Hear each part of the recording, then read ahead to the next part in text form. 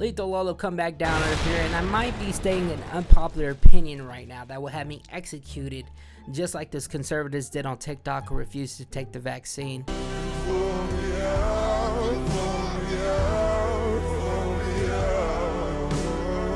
But I think the alpha, beta, and sigma mentality is kind of cringe.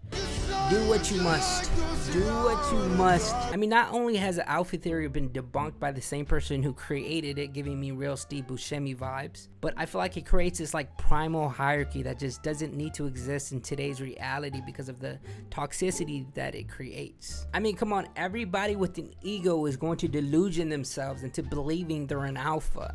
When truly everybody could be an alpha in different social environments. I mean, we could take Michael Jordan as an example of this, who was the GOAT at basketball. But we all remember what happened when he was immediately humbled when he attempted to go for baseball. He was ass. 2-pack of ass. Now, anybody who doesn't fit the criteria into seeing themselves as an alpha will avoid the beta allegations at all costs. Because God forbid you're seen as this weak, pathetic loser who isn't pummeling the coochie like it's a 9-to-5 job. Instead, they will find an alternative, my friends, and that is a sigma male. Basically the opposite of what an alpha is, which I mean is kind of comedic because that's basically a beta. I mean, if we just look at this comparison, I think the funniest one out of all of these is the fact for the sigma male. It says that he stays out of the social hierarchy by choice, which, you know, you kind of lost me there. It's kind of like a antisocial person trying to justify the reasoning for being antisocial. Like, oh bro, I'm just a sigma, it's just how we are, bro. It's just embedded in my soul. I mean, let's look at one of the biggest mascots for the sigma male mindset, and that is Patrick Bateman of American Psycho, a film that was a satirical thriller on capitalism and how money and power can lead to greed and corruption, and highlights fragile masculinity. So why would anybody want to relate to that? And if you look at the comments under these videos that have these kind of like Patrick Bateman, American Psycho, sigma male montages, a lot of people resonate with this character, which is pretty odd considering the fact that Christian Bale said that this character was so unredeemable and so ridiculous that he didn't have a problem with career suicide because of just how insane of a concept this character was. An awful lot of calls saying it was going to be career suicide. I think because a lot of people would talk about Anthony Perkins in Psycho and say, you know, once you play a villain like that, you never get to play anything else because you're stuck in everybody's imagination as that person. But Bateman is not a... I could never really view him just as a villain, pure and simple, because he's so ridiculous. And if that wasn't enough, a lot of people in this community really despise women. Like, really.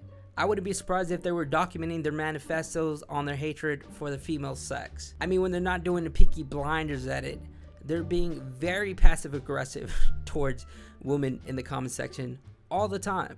An example of this is here in this video. You think I'm hot? Not really. Oh, why? Way many more people attractive here than you. What's not hot about me? Your personality and your voice. My voice? I don't know who you're trying to impress. No one's gonna simp over you. Yeah, buddy. And I'm up for some level of criticism for both of these guys. Like, why is she doing her voice like a fetishized stepdaughter porno? Or why is he wearing a jacket in the heat?